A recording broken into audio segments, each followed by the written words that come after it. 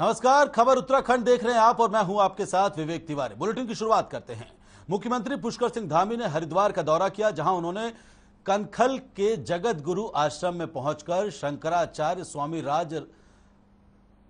राजेश्वराश्रम से मुलाकात कर आशीर्वाद लिया।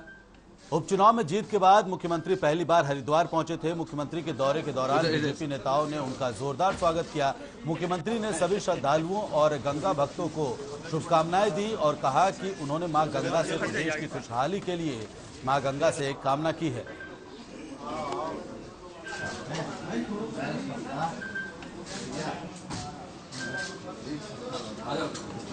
स्वयं आज आया हूँ माँ गंगा का आशीर्वाद लेने के लिए। मैं इस गंगा दशहरा पर्व के अवसर पर मैं सभी श्रद्धालुओं को, सभी माँ गंगा भक्तों को, सबको अपनी तरफ से बहुत शुभकामनाएं देता हूँ कि उनके जीवन में हर प्रकार से माँ गंगा की कृपा हो, माँ गंगा उनको हर प्रकार से सुखी रखे।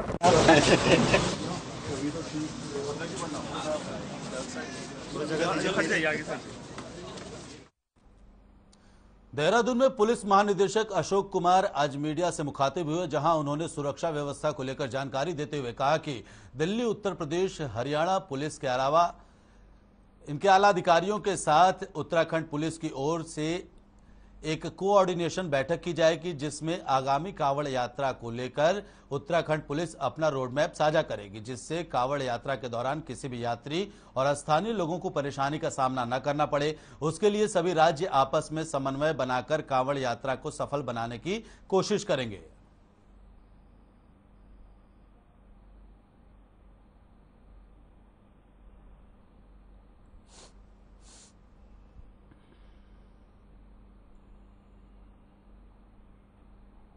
सिखों के प्रसिद्ध तीर्थ हेमकुंड साहिब की यात्रा सुचारू रूप से चल रही है। हेमकुंड साहिब तक पहुंचने के लिए तीर्थयात्रियों को कई खतरनाक रास्तों से गुजरना पड़ता है, क्योंकि 19 किलोमीटर लंबे पैदल यात्रा मार्ग में कहीं कहीं मार्ग पूरी तरह से बर्फ से ढका हुआ है और श्रद्धालु बर्फ के बीच से गुजरते हुए अपनी यात्रा पूरी कर रहे हैं। इसी बीच 8 जून को देर रात एसडीआरएफ टीम को सूचना मिली कि घंगरिया से 4 किलोमीटर आगे हेमकुंड साहिब की ओर 4 लोग फंसे हुए हैं, जिसके बाद एसडीआरएफ पोस्ट घंगरिया से मुख्य आरक्षी मंगल सिंह भाकुनी के नेतृत्व में टीम तत्काल घटनास्थल के लिए रवाना हुई और 4 लोगों को बचाया गया, जिनमें से एक व्यक्ति को बीमार होने पर प्राथमिक उपचार भी दिया गया। बाकी यात्रियों को सकुशल घंगरिया गुरुद्वारे में पहुंचाया गया।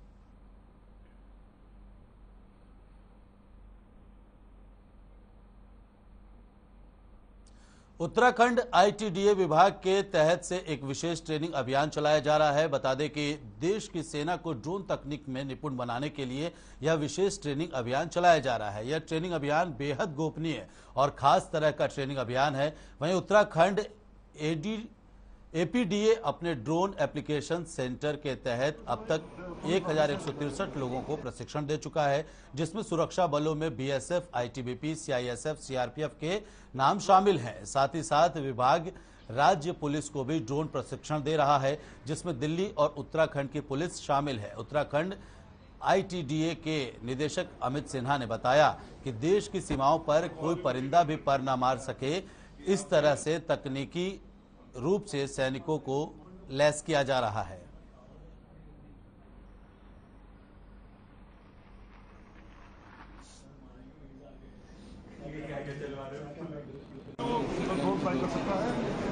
ड्रोन तो आज की डेट में फ्यूचर है। ड्रोन तो अगर देखा जाए तो अभी हम उसमें स्क्रैच कर रहे हैं, सिर्फ अंदर तो बहुत ही गहराई है और हम लोग इस स्क्रैच में ये मैं कहूँगा कि संभव हम लोगों ने इसकी शुरुआत थोड़ी जल्दी कर ली और इसमें लोग ट्रेनिंग में भी हमने एक टीम बना ली। काफ़ी लोगों को अब तक 1000-1200 लोगों को हमने ट्रेन कर दिया है। हमारा खुद का एक आरपीटीओ बनने वाला है। इस तरह से अगर देखें तो ड्रोन के मामले में हम लोग सेंसिटाइज करने का काम और साथ में ड्रोन मैन्युफैक्चरर को उत्तराखंड की तरफ प्रेरित करने का काम, ये सब काम हम थोड़ा करवा रहे हैं। अपने यहाँ के पॉलिटेक्निक स्टूडेंट्स को भी ट्रेन कर रहे हैं, जिससे कि हमारे यहाँ एक ड्रोन मैन का फोर्स जो है वो एक बड़े स्तर पे उभर के ड्रोन फ्लाई कर सकता है। इसके कैमरे सिस्टम ये यही प्रोसेस इमेज वायरलेस की डिपार्टमेंट से कोऑर्डिनेट कर रहे हैं। देहरादून रोड स्थित पंजाब नेशनल बैंक में पैसा जमा करने आए एक व्यक्ति से शातिर ठगों ने फटे नोट बदलने का झांसा देकर 34,000 रुपए ठग लिए, जिसके बाद पीड़ित ने पुलिस को सूचना दी। पुलिस ने मामले में मुकदमा दर्ज कर 6 शातिर ठगों को जंगलात बैरियर से गिरफ्तार कर लिया है और आरोपी के कब्जे से एक कार 73,000 रुपए की नकदी बरामद की है। बता दें कि बीते रोज व्यापारी अमरीक सिंह की दुकान पर काम करने वाला रोहित दुकान की सेल की रकम देहरादून रोड स्थित पंजाब नेशनल बैंक में जमा करने आया था। इस दौरान कुछ अज्ञात लोगों ने रुमाल में बंधी नकली नोटों की गड्डी दिखाई, चोरी की रकम होने की बात कहकर बैंक में जमा करने के लिए कहा, बदले में अधिक रकम देने की लालच भी दी और नकली गड्डी हाथ में थमाकर शातिर ठग रोहित से असली नोटों की गड्डी लेकर फरार हो गए। पकड़े गए सभी आरोपी दिल्ली और गाजियाबाद के रहने वाले हैं। पुलिस की ओर से बताया गया कि ठगों के आपराधिक इतिहास की जानकारी भी जो है अब जुटाई जा रही है।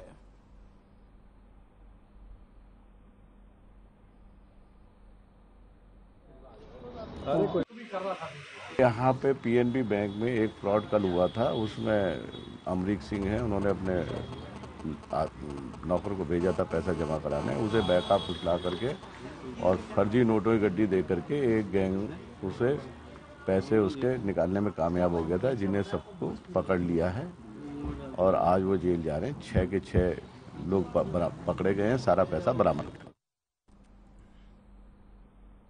रामनगर में परिवहन विभाग ने वाहनों की चेकिंग का अभियान चलाया है। इसी के तहत दिल्ली से रामनगर यात्रियों को लेकर आ रही एक बस को रोककर बस के दस्तावेज चेक किए गए, जिसके बाद बिना परमिट के संचालन करने के आरोप में बस को सीज किया गया। तो वहीं विभाग ने तराई पश्चिमी वन प्रभाग के फाटो रेंज में फर्जी नंबर प्लेट लगाकर सैलानियों को भ्रमण कराने के आरोप में एक जिप्सी को भी सीज किया है। वहीं मामले में एआरटीओ ने बताया कि बिना परमिट के बस यात्रियों का टिकट काटकर डग्गामारी में चल रही है। वहीं दूसरे मामले में एआरटीओ ने कहा कि फर्जी नंबर प्लेट लगाकर जिप्सी को चलाया जा रहा था, जिसको सीज कर दिया गया है।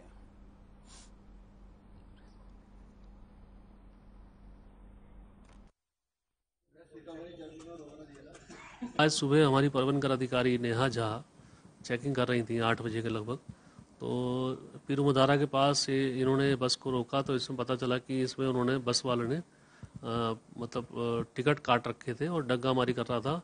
स्टेज कैरिज के रूप में जो है गाड़ी का संचालन कर रहा था और वाहन का टैक्स भी जमा नहीं कर रहा था, तो इसलिए इसको सीज कर दिया गया। वाला वो बना देना, निगम वाला कलर करा दे इनको लासा।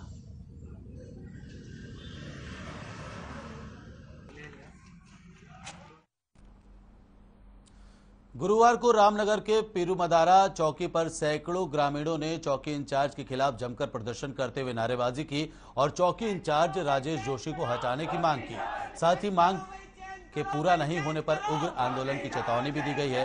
आपको बता दें कि ग्रामीणों ने चौकी इंचार्ज की ओर से समाज सेवी सतनाम सिंह और स्टोन क्रेशर मालिक समरपाल सिंह पर बिना कोई जांच की कार्रवाई की थी, जिसको लेकर ग्रामीण चौकी पहुंचे थे। वहीं मामले में चौकी इंचार्ज राजेश जोशी ने बताया कि उदयपुरी बंदोबस्ती में स्टोन क्रेशर लगाने को लेकर इन दो पक्षों का विवाद चल रहा था। साथ ही ये मामला हाईकोर्ट में भी विचाराधीन है।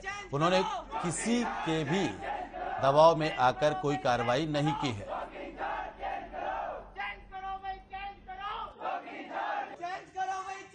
दरअसल जी यहाँ पर एक झगड़ा हुआ था कुछ दिन पहले उदयपुरी बंदोबस्ती में, और उसमें उन लोगों ने पहले फर्जी मेरा नाम और चौधरी समरपाल जी का नाम जो है उसमें दिया इन्होंने। तो हमने कहा इसमें जांच करवाए, तो वो लोग ने फिर वो नाम वापस ले लिए, अज्ञात लोगों ने नाम लिखवा दिया। फिर एक एप्लीकेशन उसके बाद उन्होंने ये दे दी कि भी साहब हम इन लोगों से खतरा है, काफ़ी दिन पहले। और अचानक जो है अपने राजेश जी चौकी इंचार्ज है, इन्होंने परसों जो है किसी भी पक्ष को नहीं बुलाया, ना हमें सुना। और मैं यहाँ पर इतने लोगों के बीच में कह सकता हूँ कि मेरे से ना तो आज तक उनसे कभी बात हुई है दूसरे पक्ष से, फ़ोन पर मोबाइल कॉल 1 साल की डिटेल ना कभी आमने सामने हुई है। पुलिस तो कुछ भी कर सकती है, मोबाइल लोकेशन चेक कर सकती है कि हम दोनों एक साथ रहे। पौड़ी जिले के जिलाधिकारी डॉक्टर विजय कुमार जुगदंडे ने जल शक्ति केंद्र का निरीक्षण किया। उन्होंने जल शक्ति कैच द रेन जल संरक्षण अभियान से संबंधित कार्यों का अवलोकन भी किया और जानकारियों, फोटोग्राफ्स और किए गए अन्य कार्यों को पोर्टल में अपलोड करने की जानकारी ली।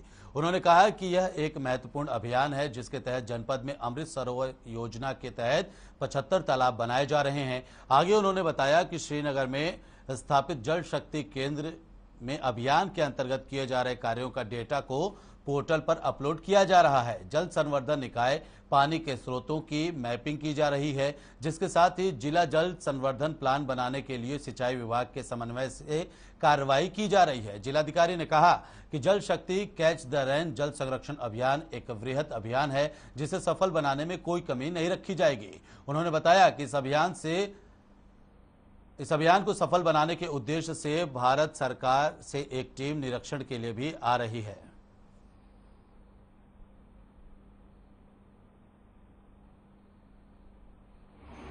कुछ रिपोर्ट्स हम ले सकते हैं। में जल शक्ति अभियान का विभिन्न स्तर पर कार्रवाई किया जा रहा है। इसके अंतर्गत जनपद में एक जल शक्ति केंद्र का भी गठन करना आवश्यक था। सिंचाई विभाग का जो कार्यालय है श्रीनगर क्षेत्र में, वहाँ पर हमने जल शक्ति केंद्र का भी स्थापना किया है और यहाँ पर विभिन्न डेटा पोर्टल पे अपलोड किया जा रहा है, कुछ फोटोग्राफ्स को अपलोड किया जा रहा है। जितने भी हमारे जल संवर्धन के स्ट्रक्चर्स हैं, जल निकाय हैं और वाटर बॉडीज है, इनका मैपिंग किया जा रहा था। अल्मोड़ा में पुलिस भर्ती को लेकर युवा वर्ग में काफी उत्साह देखा जा रहा है। सैकड़ों की संख्या में अभ्यर्थी में शामिल हो रहे हैं। अभ्यर्थियों के लिए पुलिस ने पुख्ता इंतजाम भी कर लिया है। एसएसपी प्रदीप कुमार राय ने बताया कि भर्ती की चाक चौबंद व्यवस्था की गई है और भर्ती में किसी भी प्रकार की परेशानी प्रतिभागियों को नहीं हो, इसका पूरा ध्यान रखा जा रहा है। पुलिस के आंकड़ों के मुताबिक अभी तक कुल 2270 महिला की मौजूदगी रही, जिसमें 1118 महिला अभ्यर्थी सफल हुई हैं। वहीं पुरुष वर्ग से 4346 पुरुष अभ्यर्थी की मौजूदगी रही, जिसमें 2142 अभ्यर्थी सफल हुए हैं।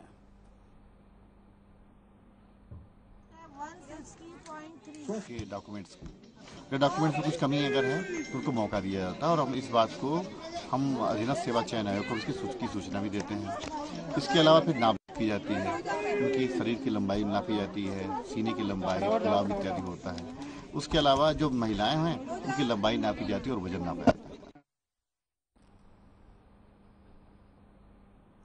उत्तराखंड बोर्ड के 10वीं और 12वीं के परिणाम घोषित होने के बाद अब उत्तराखंड संस्कृत शिक्षा बोर्ड के 10वीं और 12वीं के परिणाम भी घोषित हो गए हैं। शिक्षा मंत्री धन सिंह रावत की मौजूदगी में रिजल्ट जारी किया गया है। संस्कृत शिक्षा निदेशक के मुताबिक 10वीं में 702 छात्र छात्राओं में से 619 छात्र छात्राएं पास हुए हैं। ऐसे में 10वीं में 88.17% परिणाम रहा, जबकि 12वीं में 829 छात्रों में से 793 छात्र छात्राएं पास हुए हैं। ऐसे में 12वीं का परिणाम प्रतिशत 95.65 रहा।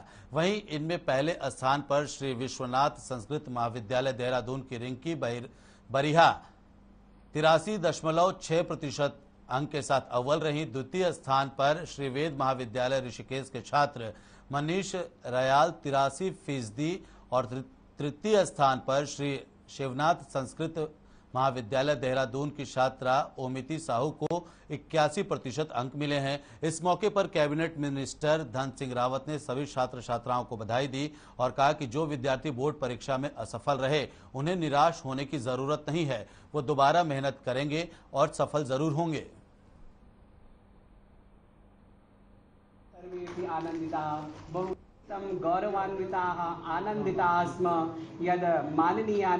अपने संस्कृत शिक्षा के सभी आचार्य लोगों का, विभाग का और उन सभी छात्र छात्राओं को धन्यवाद देना चाहता हूं कि कोविड के बाद पहली बार प्रत्यक्ष जो है परीक्षाएं हुई हैं और बड़ी खुशी की बात यह है कि संस्कृत में हमारा जो पूर्व मध्यमा होता है जिसको हम हाई स्कूल कहते हैं उसमें 88.17 जो है रिजल्ट रहा है। बहुत अच्छा इस बार हमारा रिजल्ट रहा है।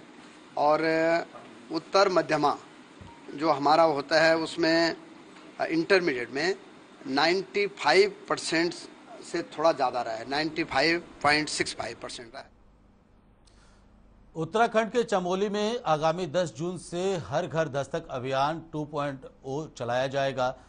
कोरोना महामारी की रोकथाम और कोविड टीकाकरण के 100% लक्ष्य को पूरा करने के लिए यह अभियान चलाया जाएगा। वहीं मुख्य चिकित्सा अधिकारी डॉक्टर SP कुडियाल ने बताया कि अभियान के सफल संचालन के लिए सभी अधीक्षक और चिकित्सा प्रभारी अधिकारियों को भी निर्देशित किया गया है। इस दौरान जनपद की समस्त आशा कार्यकर्त्री और एएनएम के माध्यम से शिक्षा विभाग, पंचायती राज विभाग के साथ अन्य संबंधित विभागों से कोविड टीकाकरण का 100% लक्ष्य हासिल किया जाएगा।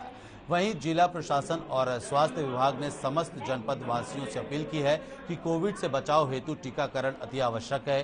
कोविड से सुरक्षा हेतु प्रत्येक व्यक्ति अपना और अपने परिवार के सदस्यों का कोविड टीकाकरण जरूर करवाए।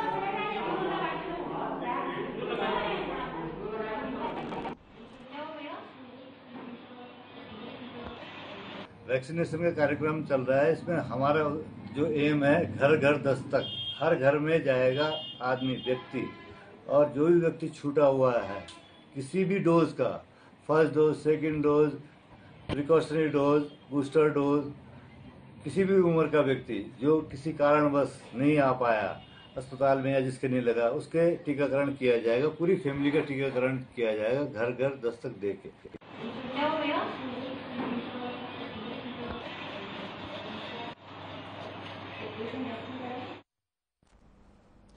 गंगा दशहरा के पावन पर्व पर देश के कोने कोने से श्रद्धालु गंगा स्नान के लिए हरिद्वार और ऋषिकेश पहुंचने लगे हैं। मुनुकिरेती और लक्ष्मण झूला क्षेत्र में भी गंगा स्नान के लिए श्रद्धालुओं के पहुंचने का दौर लगातार जारी है। वहीं प्रशासन ने भी गंगा स्नान के लिए लाखों श्रद्धालुओं के पहुंचने की आशंका जताई है।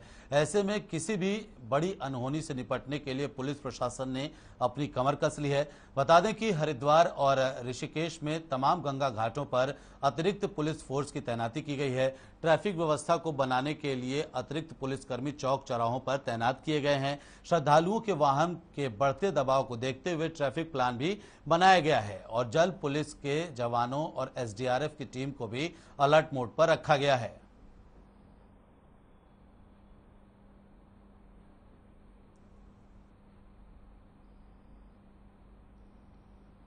गंगा दशहरा स्नान की हमारी पूरी तैयारियां हैं। हरिद्वार ऋषिकेश सभी घाटों पे और सभी ट्रैफिक की भी, पार्किंग की भी, भीड़ की भी, घाटों पे भी, और जल पुलिस भी हमारी लगी हुई, बाढ़ राहत की कंपनियां भी लगी हुई हैं। फिर भी लोगों से जरूर अपील है कि वो पुलिस का सहयोग करें मेले को शांतिपूर्वक कराने में।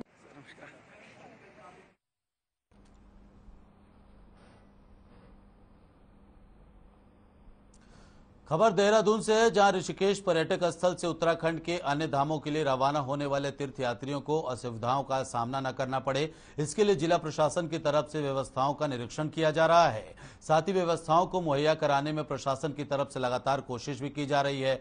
देहरादून के जिला अधिकारी डॉक्टर राजेश कुमार ने कहा कि उन्होंने समय समय पर ऐसे स्थानों का निरीक्षण किया है जहां से तीर्थयात्री रवाना हो रहे हैं। जिलाधिकारी का कहना है कि उन्होंने कर्मचारियों और अधिकारियों को निर्देश दिए हैं कि व्यवस्थाओं को पूर्ण रूप से दुरुस्त रखा जाए ताकि यात्रियों को किसी भी तरह की परेशानियों का सामना न करना पड़े।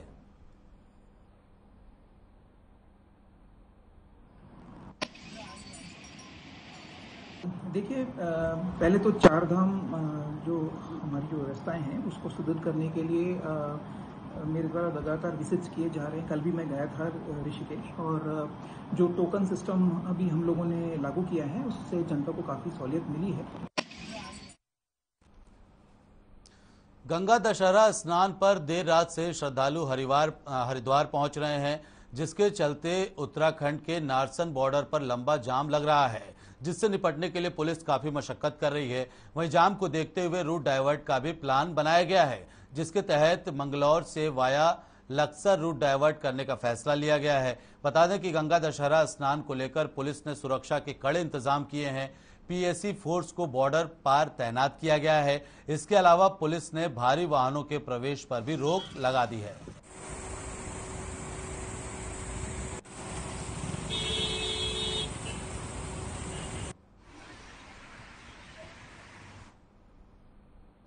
सांसद अजय टमटा अल्मोड़ा पहुंचे। अल्मोड़ा पहुंचकर उन्होंने लोगों से मुलाकात की और उनकी समस्याओं को सुना। इस दौरान उन्होंने केंद्र सरकार के 8 साल पूरा होने पर सरकार की जमकर तारीफ भी की। वहीं सांसद ने पिछले 8 सालों में अपने संसदीय क्षेत्र में विकास कार्यों का ब्यौरा भी रखा। उन्होंने कहा कि प्रधानमंत्री सड़क योजना के तहत 5000 किलोमीटर की सड़क का निर्माण किया गया है। इसके अलावा केंद्रीय पोषित योजना का लाभ जनता को मिल रहा है। पिथौरागढ़ चंपावत में मेडिकल कॉलेज बनाने की प्रक्रिया जारी है।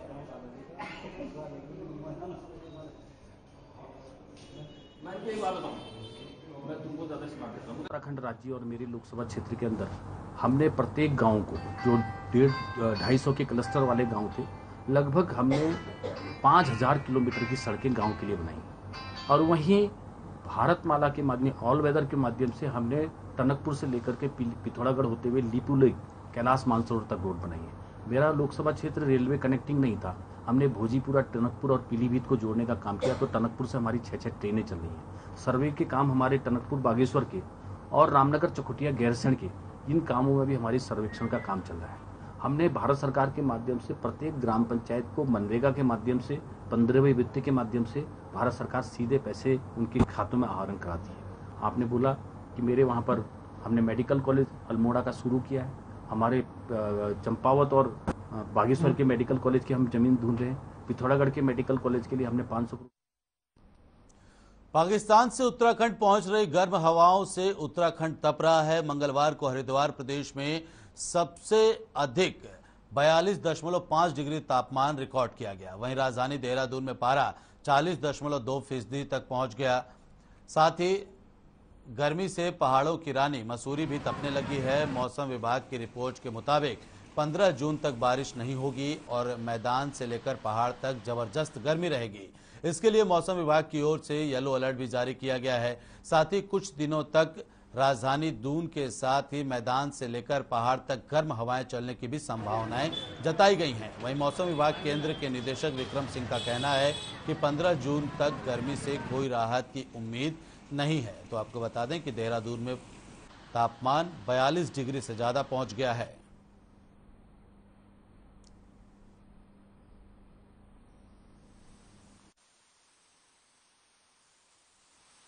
हाँ, देखिए, इस सीज़न की अगर बात कर लें, जो पहले अभी गए आपके 2-3 महीने पहले, जिसमें कि मार्च से लेके और जो आपका मई तक का है, जिसको प्री मानसून सीजन या समर सीजन हम लोग बोलते हैं, तो उसमें भी आपने देखा कि 2 महीने शुरू के थे, मार्च और अप्रैल पूरे ड्राई रहे। फिर मई में अच्छी बारिश मिलनी शुरू हो गई, टेम्परेचर भी नॉर्मल है या नॉर्मल से कम आ गए, तो अच्छा रहा उसमें जो है। लेकिन अब फिर से आप देख रहे हैं कि जून आते ही जैसे जो शुरुआत हुई, तो पूरा ड्राई जो है जून से शुरू से ही ये चल रहा है। और तापमान जो जून में जो नॉर्मल भी है वो भी हायर रहते हैं। इस समय अगर उत्तराखंड की बात करें, चाहे वो मैदानी क्षेत्र है या पहाड़ों में भी वो बढ़ते ही हैं। लेकिन जब रेनफॉल एक्टिविटी नहीं मिलती तो उसमें फिर और भी जो है इजाफा हुआ है। तो अभी जो 1 तारीख से लेके और अभी आज 8 तारीख हो गई है जून की, जो है तो पूरा सप्ताह ऐसा गया कि जिसमें कि कोई रेनफॉल एक्टिविटी हुई नहीं। तो उसकी वजह से बिल्कुल लगातार जो तापमान है बढ़े हैं और ये करीब जो है 4 से 5 डिग्री तक, इवन 6 डिग्री तक भी जो है नॉर्मल से ऊपर जो है कुछ जगहों में, खासकर पहाड़ों में की बात करें या फिर जो गढ़वाल रीजन जो है, जो उसके मैदानी क्षेत्र भी है, उसकी बात करें, तो यहाँ पे ये बिल्कुल ज्यादा। बीते दिनों बीजेपी की नेता रही नुपुर शर्मा के विवादित बयान के बाद मुस्लिमों में लगातार गुस्सा देखने को मिल रहा है। बता दें कि इसी कड़ी में काशीपुर में अली खां चौक पर तमाम लोग एकजुट हुए। उप जिलाधिकारी को महामहिम राष्ट्रपति के नाम ज्ञापन सौंपा। साथ ही मांग रखी कि जल्द ही नुपुर शर्मा और नवीन जिंदल को गिरफ्तार किया जाए और उनके खिलाफ सख्त से सख्त कार्रवाई की जाए।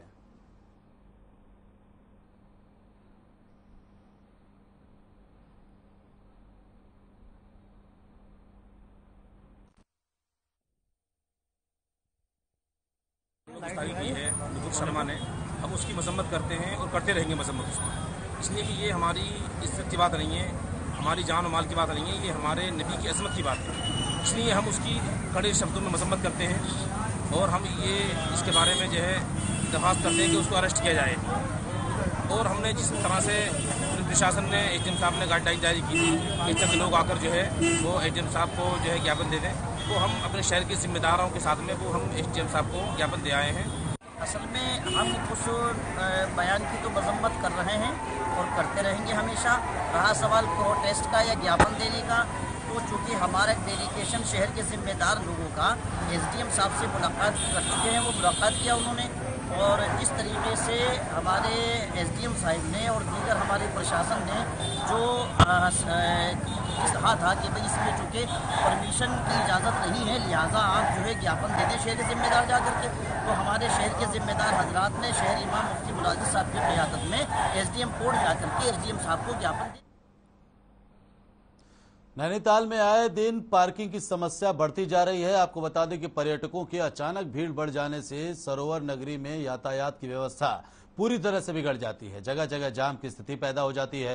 पार्किंग की समस्या को देखते हुए कुमाऊं मंडल आयुक्त दीपक रावत और डीआईजी डॉक्टर नीलेश आनंद भरने ने अधिकारियों और कर्मचारियों के साथ जगह जगह जाकर औचक निरीक्षण किया। निरीक्षण के दौरान आयुक्त दीपक रावत ने अधिकारियों को आदेश दिए कि जल्द से जल्द पार्किंग की समस्या का निदान किया जाए। नीचे वहाँ पे अस्तबल बनेगा, नीचे आपके वहीं पे लैंड अलॉट जमीन है उनके पास जमीन।